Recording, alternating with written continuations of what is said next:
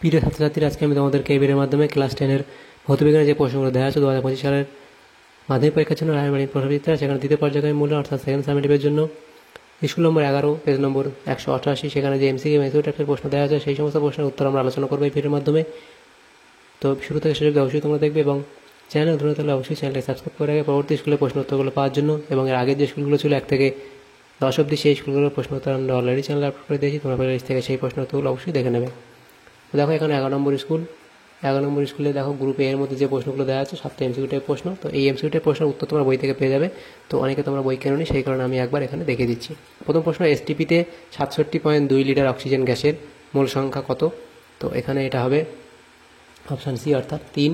Next প্রশ্ন, সূর্য থেকে পৃথিবীতে যে পদ্ধতিতে তাপ আসে সেটি হলো বিকিরণ পদ্ধতি, অপশান সি হবে সঠিক উত্তর। তারপরে প্রশ্ন ছিল, পরিবাহীতে তড়িৎ প্রবাহের সময় অ্যামমিটার যন্ত্র যা পরিমাপ করে তা হলো, এটা হবে প্রবাহ মাত্রা অর্থাৎ অপশান বি হবে সঠিক উত্তর।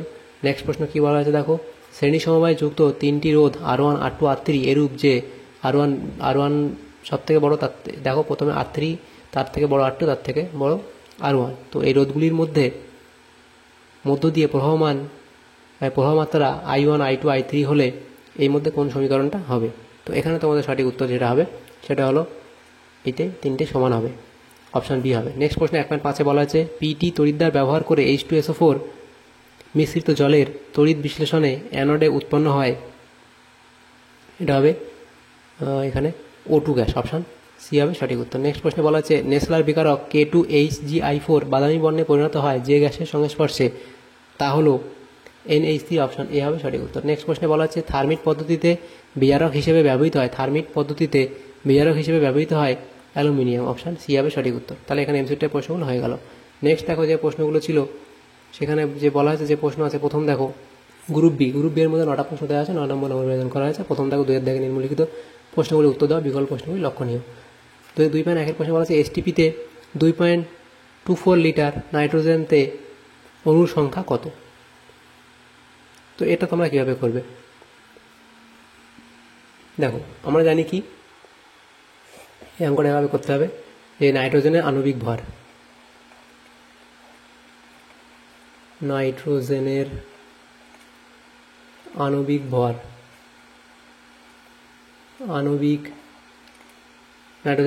ভর কত? 28। এবং 2.24 লিটার নাইট্রোজেনে অণুর সংখ্যা,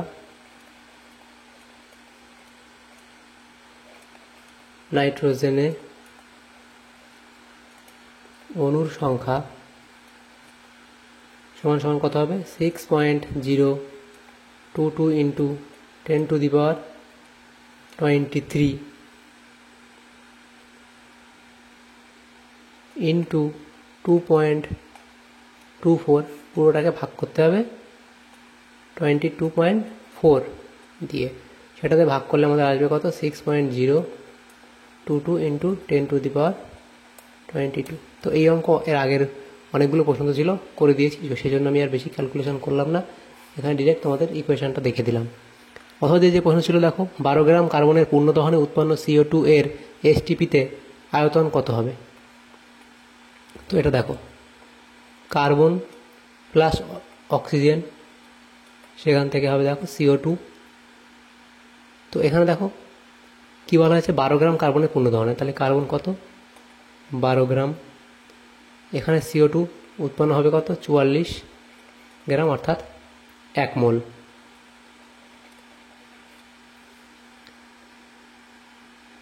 তাহলে শেষে কী হবে দেখো, কত উৎপন্ন হবে? উৎপন্ন CO2 44 গ্রাম, অর্থাৎ 1 মোল। এর এসটিপিতে আয়তন হবে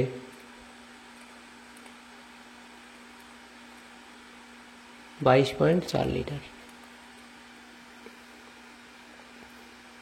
তারপরে প্রশ্ন 2.2 বলা আছে, কঠিন পদার্থের দৈর্ঘ্য, ক্ষেত্রফল ও আয়তন প্রসারণ গুণাঙ্কের মধ্যে সম্পর্ক লেখো। তো কঠিন পদার্থের দৈর্ঘ্য, ক্ষেত্রফল ও আয়তন প্রসারণ গুণাঙ্কের মধ্যে সম্পর্কটি হলো alpha = β/2 equals to gamma by 3। Next প্রশ্ন, তাপমাত্রা বৃদ্ধিতে কঠিনের ঘনত্বের কি পরিবর্তন হয়?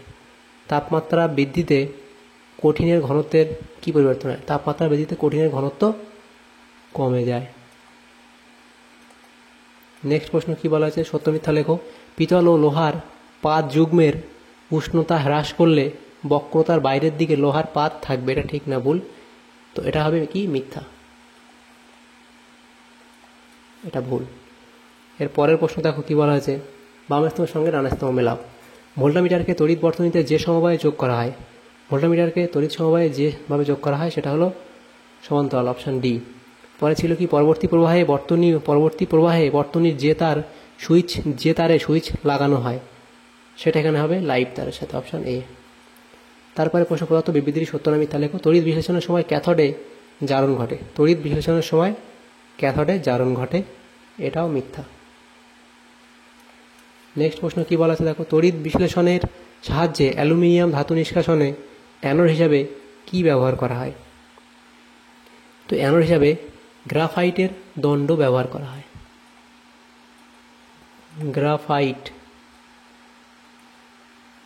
গ্রাফাইটের দণ্ড ব্যবহার করা হয়। নেক্সট প্রশ্ন, লাইকার অ্যামোনিয়ায় অ্যামোনিয়ার পরিমাণ কত?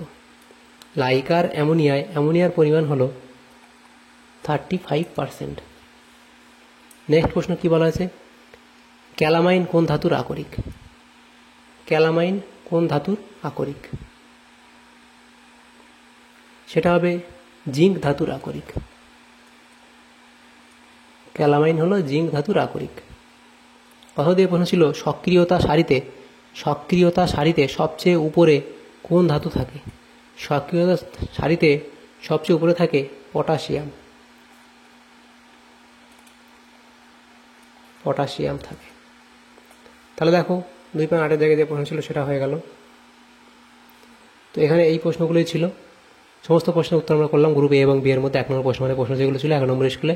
যদি তোমাদের সামনেতম উপকার এসে থাকে ভিডিওটা অবশ্যই লাইক করবে, আর পরবর্তী স্কুলে প্রশ্ন উত্তরগুলো পাওয়ার জন্য আমাদের চ্যানেলটাকে অবশ্যই সাবস্ক্রাইব করে রাখবে। Thanks for watching.